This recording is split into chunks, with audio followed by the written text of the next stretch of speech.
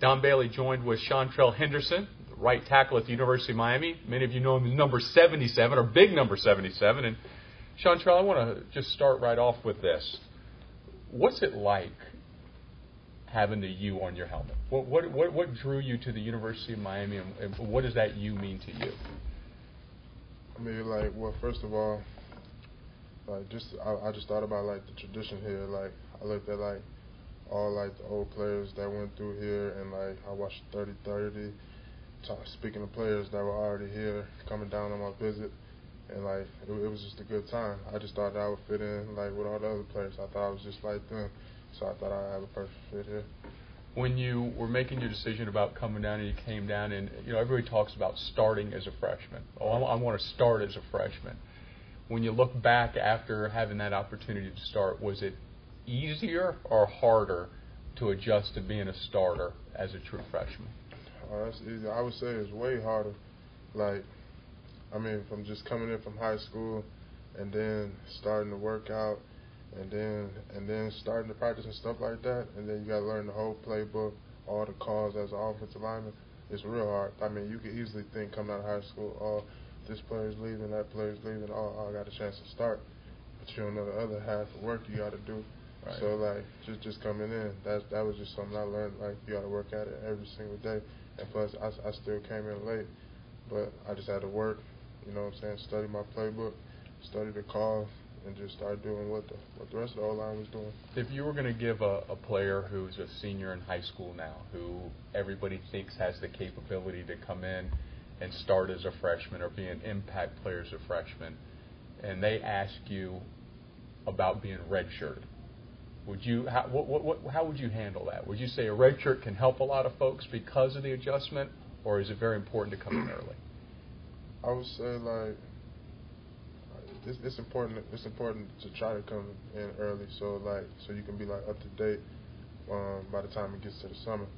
But, like, as far as redshirt, I wouldn't say redshirting is a bad thing. I think it just depends on your situation. But, like, because it's hard, like, just all the plays and all the work you got to do that you're not used to already, it's hard. So it just all depends on the situation. One good thing that I noticed with you being here is that you got a lot of help from the players on your offensive line. We'll talk about Coach Stoutland in a second, but you know, Brandon Washington is a guy who made all ACC this year. He was right beside you at left guard, and then Orlando Franklin, a senior, a guy that played guard and moved out to tackle. But you had some good mentors in your group and in your family. How did they help you most? Like, just coming in, like, I know, like, the whole O-line, I came in the latest, and that I wasn't really going to know much because I wasn't here over the summer. So they just pretty much, like, they all just brought me in, and just pretty much they just pulled me under their wing, and I thank them for that.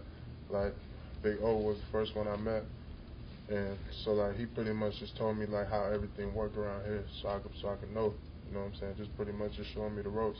And then Brandon, like, since we play next to each other or whatever, anytime I got a question or something like that, I just ask him. He always helped me because he wanted me to do good too. So, like, just coming in, it just seemed like they wanted to help me be successful. So that was real cool of them. And Coach Stoutland wouldn't allow you to not be successful. I'm in that room with him. I watch him on the field. He's going to make sure that all of his guys are prepared for anything that happens. Yeah, Stout, like, he be on us every day. Anytime, like, we get a chance to meet, any couple minutes, he always want to talk to us because he feel like the more he can say something to us, the more we gonna get whatever he trying to say. So every day he on us about school, he on us about what we got to do in practice, how we got to practice, our attitudes. So as long as I get to hear him every day, I just always have his voice in my head anytime, just always thinking about something. That's how I tick. You had your first start was against Clemson. Daquan Bowers is a Lombardi finalist, a guy that was ACC Defensive Player of the Year. Did you know how good he was before you went out on that field? Did you study up on that side of it? Well, you know, they told me everything. And about top 5 in the NFL, ACC Player this, Lombardi that. So I was nervous the whole time. At first, I didn't want to put my jersey on at first. But, like, once I got out there, and we just started getting warmed up, and I just started getting hyped with the team. I mean, after that first play, everything go away. And that's the truth, isn't it? Yeah, I mean, every start, after that first play, it goes to business.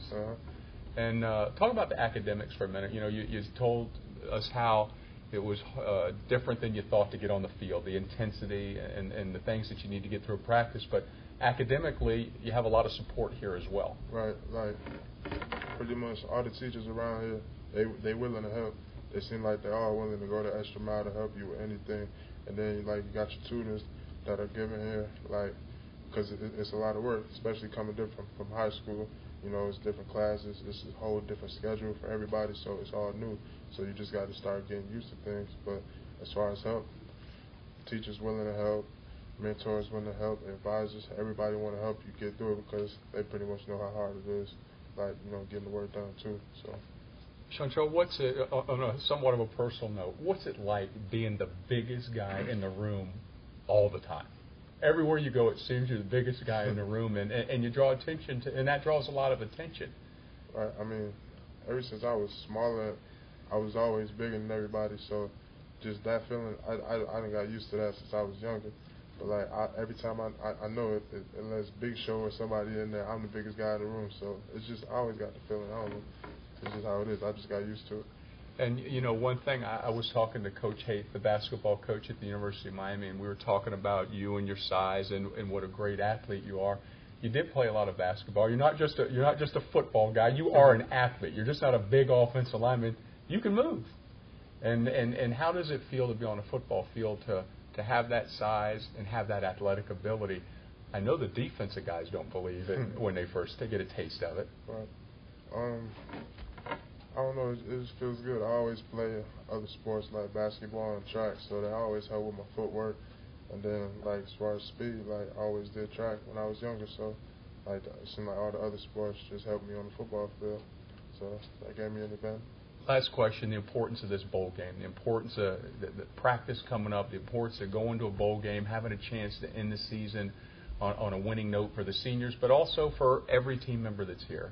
How important is that for you guys? I think it's real important. I think, like, the last game is going to bring us together as a team. Because, like, we're just going through, like, a tough time right now, losing Coach Shannon. So, like practice every day, like, all the meetings, the more we together, the more we're going to click. I mean, if we're not together that much, then, certain things start to happen, especially at a time like this. So I think as long as we still come together, practice like we would, even if Coach Shannon was here, then I think we're going to be good.